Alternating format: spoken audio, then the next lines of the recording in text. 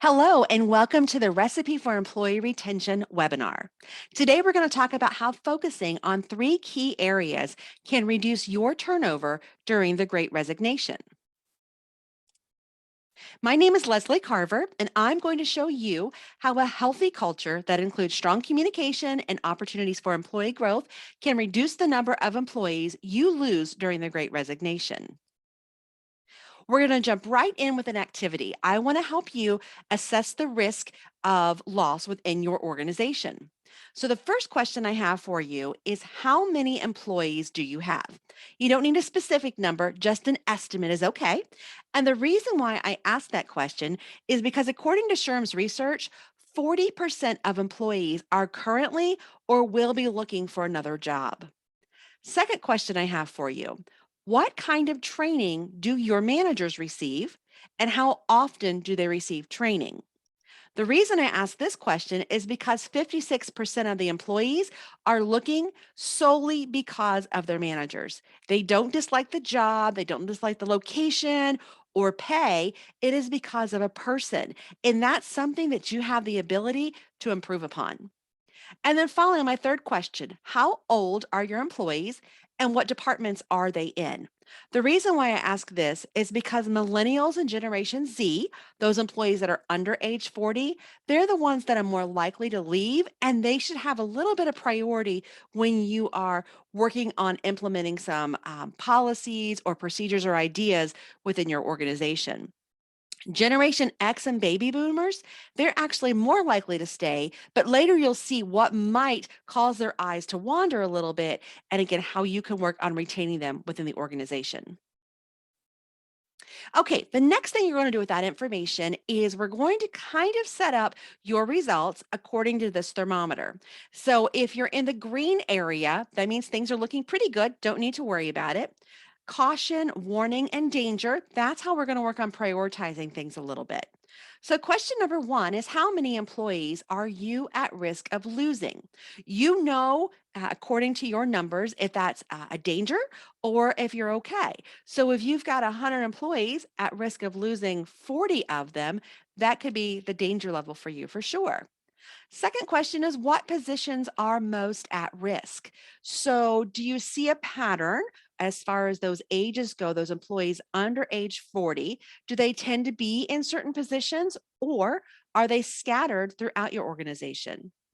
And then once you know that, what departments are most at risk? Do you have a higher percentage of employees under age 40 in a particular department? Or again, is that scattered throughout your organization? And the last question for you on this screen is, what training topics could best help your managers? Oftentimes, employees are promoted to management because of their knowledge of a job or perhaps the products or systems that you have in place. But sometimes those managers really struggle when it comes to people management and leadership, and support. So if you can think of training topics that those managers are a little weak in, that should be something that you need to look at. Okay, now that we have that information, we're going to come up with a priority action plan. This is where you want to spend your energy quickly, and this will be the first thing on your list. So we want to look at departments. So do you have employees that hit one or two departments more than another as far as at risk of leaving? The very first thing you need to do within those departments are stay interviews. So think of exit interviews when you talk to employees before they leave. But in this case, we don't want them to leave. We really want them to stay with us. So you need to find out, what is it that's keeping them at your organization, and what areas do they think there can be improvement in. Often, when you ask those employees on those front lines or in those positions, they are going to be a wealth of knowledge and information. And you want to take that and see if there's anything that you can implement that will incentivize them to stay, whether it's making corrections, changes, or new ideas. What can you implement to increase that retention rate? Also, you want to look at the managers within those departments that have the highest risk of losing employees. Those should be your managers that receive training first, whether that's training in communication, conflict resolution, leadership.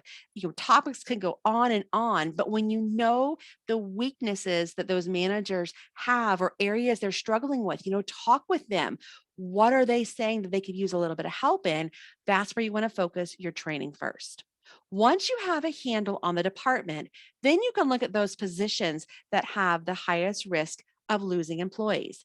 And you're going to go through the same process. Look at the stay interviews and look at manager training for those particular positions.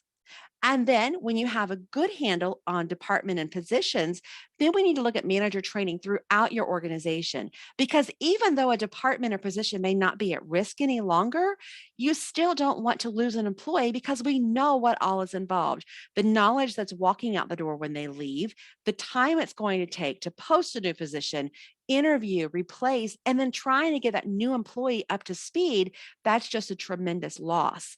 And when I think about manager training throughout an organization, you want to look at the culture, you want to look at communication, and you want to look at growth opportunities.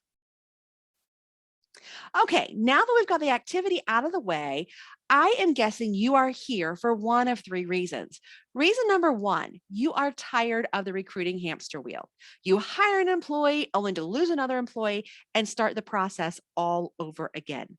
We just talked about how frustrating it is when you lose knowledge, and to constantly be on this hamster wheel is exhausting and so frustrating. Reason number two, I suspect you're here, is you're done watching your employees struggle. The past couple of years have been very difficult, especially if you're in the healthcare industry and you know that your organization has perks and benefits in place that can help them and their families. And sometimes the employees just don't realize what resources are at their fingertips. And reason number three, you might be here, is you're simply ready for your organization to shine in the community. You want your employees to be proud of where they work. You want them to be proud when they say they work for you. And you want them to be some of your best recruiters and pulling other applicants into your organization. So, which one are you? Do you want to get off the hamster wheel? Do you want to help your employees? Or are you focused on letting your organization shine in the community? Go ahead and add to the chat box number one, two, or three, depending on which one that you are. Okay, whatever your motivation, I am so happy that you are here. I'm here to help you, your employees, and their families. So, who am I? I mentioned at the top that my name is Leslie Carver. I am a SHRM CP certified HR professional. And I put my little Vegas sign on here because that was the very first SHRM national conference that I attended. And when I was at that, not conference center. Oh, there's a word for it. Okay, well, my mind is slipped. Convention center. That's what I was thinking of. I can vividly remember being at the convention center and walking in line to get my bag. And I looked around and I thought, I am literally where I belong. It was not necessarily being in the city of Vegas.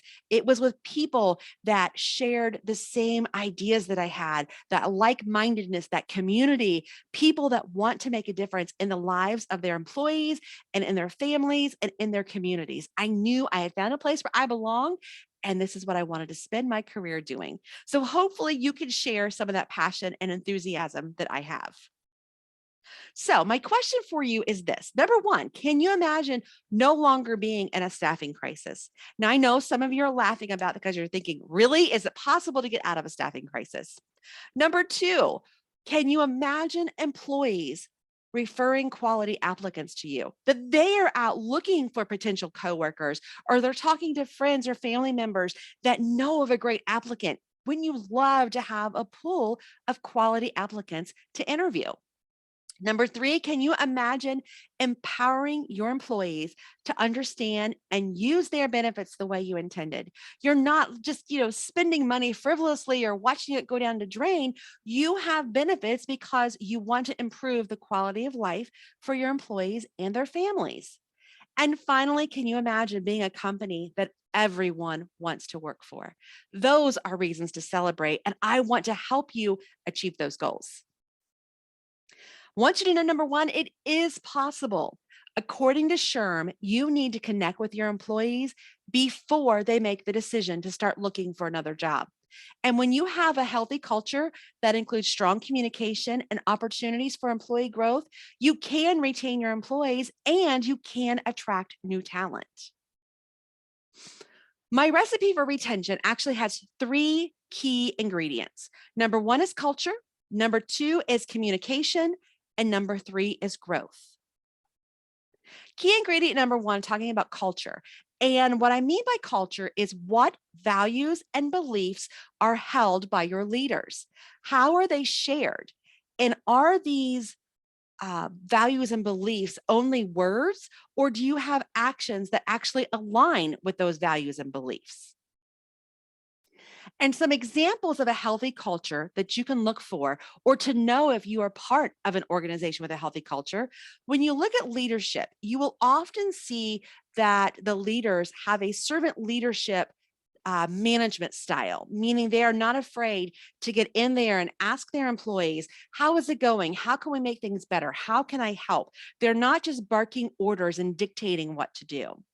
And that actually leads in with number two is that they're respectful and you are in a safe and clean work environment, regardless of the positions. If you are in a warehouse, if you are in a healthcare facility, if you're in an office, you feel safe and you feel that the environment is very clean for you.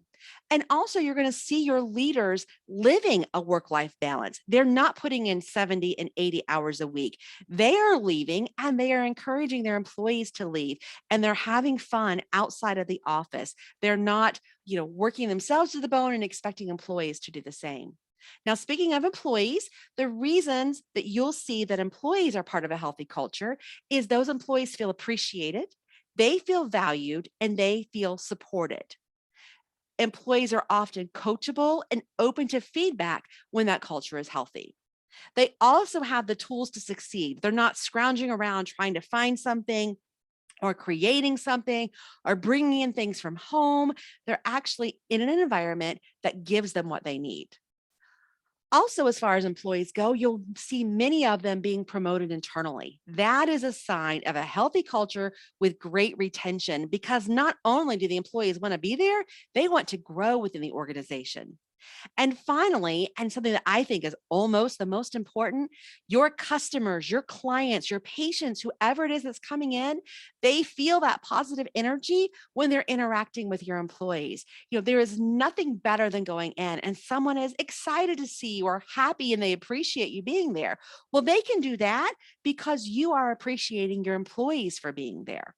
And that is something that, when customers have the option to choose where to go for their business, they are going to go where they feel wanted, where they feel appreciated and valued. I know personally, I'll do that too. If I am trying to choose between doctors, stores for gifts, whatever it is I'm doing, I want to go where I feel welcome. And a healthy culture makes everyone feel welcome.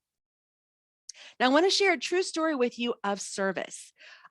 There was a time that I worked at a hospital, and one of the rules that we had was all visitors were to be greeted and helped, regardless of the employee's title. It didn't matter if you were a nurse, if you worked in X-ray, if you were office staff of some manner, but if you were in the hospital and you saw someone that looked a little lost. Maybe they're looking at signs, they're standing, looking down hallways, kind of like, which way is it that I need to go? We had the responsibility to go up to that patient or that guest, whoever it might be, and ask how we could help. Where were they going? And not only were we to give them the information, we were to personally escort them. There was no go down the hall, look for the elevator, go up two flights. When you get off there, turn right and go to the waiting room. No, we personally walked them where they needed to go. But the coolest thing about this was that I personally witnessed leaders throughout the hospital do this many times. It didn't matter if they were in a suit or they were in scrubs. Every employee did this because what we saw our leaders doing. So never underestimate the actions of your leaders and how that can determine the culture for your organization. Now, key ingredient number two is communication. How are organizational goals shared? Are they transparent? Are you giving the information that employees need to know, maybe for how decisions are being made? And what happens to employee suggestions and ideas? Do you actually do something with them, or are they shot down? Nope, we can't do that. We don't do it that way here. Or are you a little more open minded and listening and considering what the employees are saying? Because if employees are talking, that's a great sign. Where you really need to be concerned is when those employees give up and they start sharing information. If they come in, do their 8 and they head out the door. That is a tremendous red flag that you need to be looking for. And finally, when are employee perks and benefits reviewed and how are they shared? Do you just give a link and say, good luck, go and roll? Or are you actually communicating that information in different ways? And it's important whether it's in writing, whether it's video, you need to have a variety of ways to share this information. So, some examples of strong communication. When you look at your leadership team, they should be sharing organizational goals regularly and with transparency. And when I say transparency, I just saw something on LinkedIn that I thought was a great description of it. It was Simon Sinek, I think is how you say his last name. I could be a little off on that, but it's not a matter of giving every detail of whatever situation is going on, but it's giving enough information that employees understand how decisions were made. Rather than keeping all that secret, we want to be as transparent as possible. Number two, your leaders are encouraging employees to give ideas and feedback. You're going to see leaders resolving conflict in a healthy way. There's no screaming, yelling, slamming doors. It's actually talking and bringing things to the table and trying to figure out, okay, how can we resolve this in a healthy way? Your leaders will also be giving a lot of positive feedback to the employees. And finally, from an HR perspective, you are reviewing employee perks and benefits regularly and in different formats. You don't just want everything to be electronic. Things need to be printed. There needs to be video. There should be audio. There are various learning disabilities that someone may not be able to process all the information in a written form. So we want to make sure they have access to what they need when they need it and think about their families at home because sometimes your employee is not your decision maker when it comes to benefits. We want to empower that employee to help their family.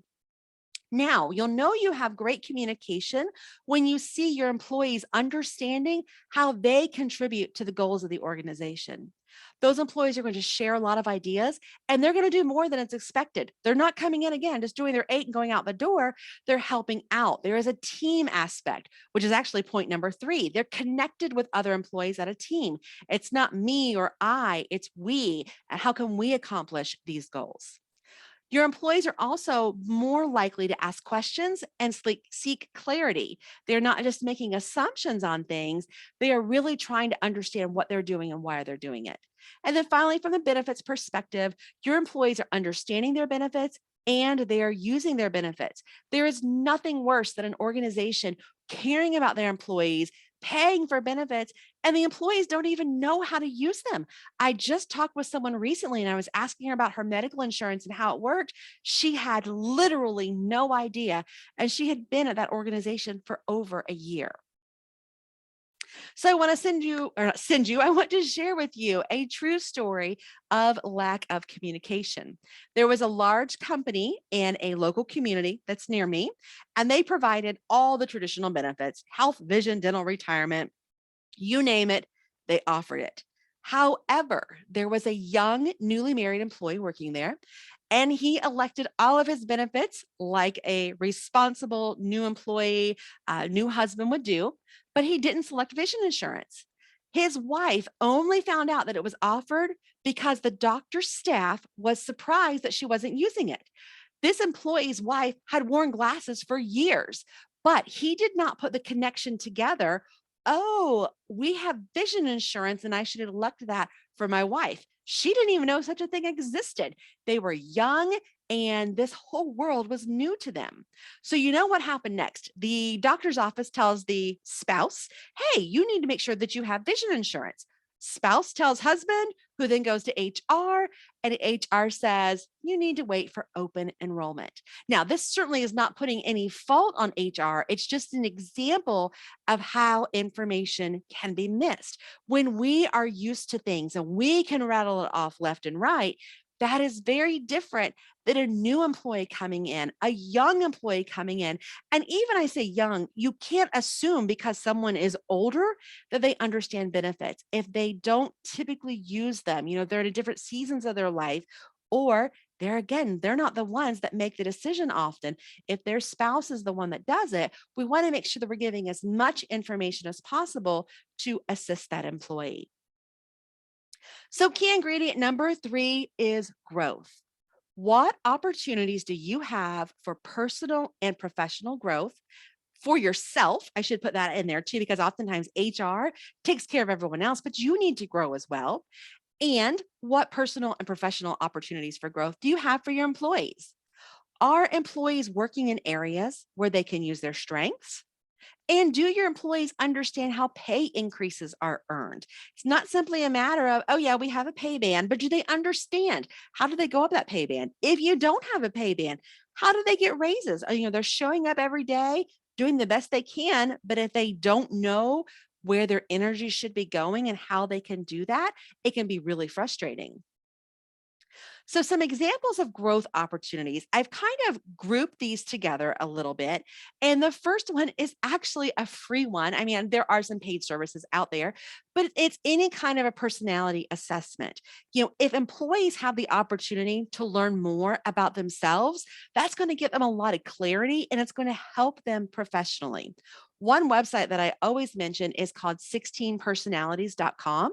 You can check that out. It's free. Share that with employees and let them see where some of their strengths are. Now, the key that I want to mention there, or the way I guess I should say I would caution you, sometimes people get hung up on, I'm bad at this. I'm not good at that. We don't want that to happen. This is a very positive experience where they can see areas that they are strong in that come a little more easily to them, and that can help guide them as far as being in the right department or position within your organization. The next thing that I mentioned that's also is free is cross training or job shares or like a quarterly job trade, depending on how formal you want this process to be. But when you come in and do the same thing day after day, sometimes you just get a little frustrated or it gets a little boring and you're kind of like, why am I here? Well, if you can give that employee some opportunities to cross train, not only are you helping them build skills, you're helping your organization. So if someone is out, someone else has some of the knowledge where they might be able to jump in and you won't fall quite as far behind. Next thing I have is job related courses and conferences. I think that's pretty self explanatory, but if you have areas that there are courses that someone can take or conferences they can attend to improve some of their skills, you certainly want to be able to send employees to that. Certifications or college degrees, there's all kinds of tuition reimbursement. I know that Dolly Parton from Dollywood recently said that they are going to pay for 100% of tuition, books, and fees for any of their employees that want to go in any career. I think that is phenomenal. Of course, they're hoping that they'll stay and maybe just grow within the company, but they're not limiting that. And if you can only offer 10%, 25%, 50%, anything you can offer to help an employee grow is very generous. And I would encourage you to do that.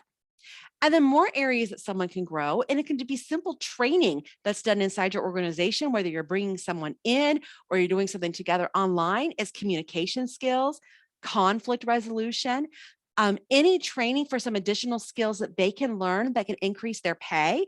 If you can show, hey, if you take this and you do that, you're going to get a bump in your salary or your hourly rate. That's going to get the attention of the employee. And you're letting them know you believe in them. You know they're capable of learning more and you want to help them grow in that area, not only in their skills, but in their pay as well. And then finally, the last three things I have that don't cost money, but it really shows the employee that you value them and you want to give them opportunities is serving on some kind of a committee that might be within your company. An ambassador. This is one of my favorite things because if you have a guest, a visitor, someone coming through your organization, if you have ambassadors in different areas, whether it's departments, whether it's locations, depending on how many areas you have or how big of an organization you have, if you have chosen people to speak on behalf of the company in front of your guests, that is a tremendous opportunity that they can learn more about the company. You're helping them grow personally, and you're giving them confidence to do that. And then the last thing that I had on here was a social media contributor. Now, I'm not saying free reign over all of your social media, but if they are out, even if it's a weekend and doing things with family, and they want to take some pictures and share on social media that by working for you, here are things that they can do outside of work. Or maybe you are sponsoring a little league team and you want coverage of that. Maybe their child is on there. There are just so many different ways that someone can contribute.